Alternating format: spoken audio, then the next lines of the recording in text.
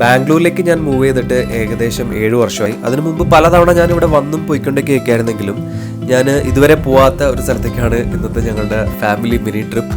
മറ്റെവിടേക്കും അല്ല, നമ്മുടെ ബാംഗ്ലൂരിന്റെ സ്വന്തം ബനീർഘട്ട നാഷണൽ പാർക്ക്. കാർ പാർക്കിങ്ങിൽ നിന്ന് ഈനുവിനെയും ബാബുവിനെയും സ്ട്രോളറിലിരുത്തി ഓൺലൈനിൽ ബുക്ക് ചെയ്ത ടിക്കറ്റും ഗേറ്റിൽ കാണിച്ച് നേരെ ബയോളജിക്കൽ പാർക്കിന്റെ ഉള്ളിലേക്ക്. ഇവിടെ സൂ മാത്രമല്ല, ബട്ടർഫ്ലൈ പാർക്കും സഫാരിയും ഒക്കെ ഉണ്ട്. നമ്മൾ പക്ഷേ സൂ ആണ് ഇന്ന് പ്ലാൻ ചെയ്തത്.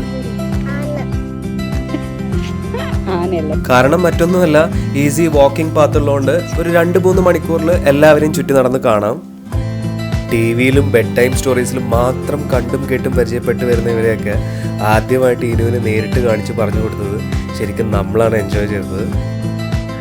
പാർക്കിനുള്ളിൽ തന്നെ ഒരു ചെറിയ ലേക്കും ബോട്ടിങ്ങും ഒക്കെ ഉണ്ടായിരുന്നു. ഒന്നും നോക്കിയില്ല, നമ്മൾ 3 പേരും കൂടെ ഒരു കുഞ്ഞി പെഡൽ ബോട്ടും എടുത്ത് ലേക്കിലൂടെ ഒന്ന് കറങ്ങി. ബോട്ടിംഗ് കഴിഞ്ഞ് നേരെ അനിമൽസിനെ കാണാനായിട്ട് പാർക്കിലേക്ക്.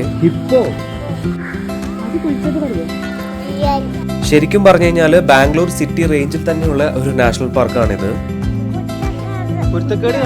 വീക്കെൻഡ്സ് ഒക്കെ ഫുള്ളി പാക്ഡ് ആയിരിക്കും പാർക്ക്. അതുകൊണ്ട് തന്നെ നമ്മളൊരു വീക്ക്ലി ആണ് ഇവിടെ വന്നത്.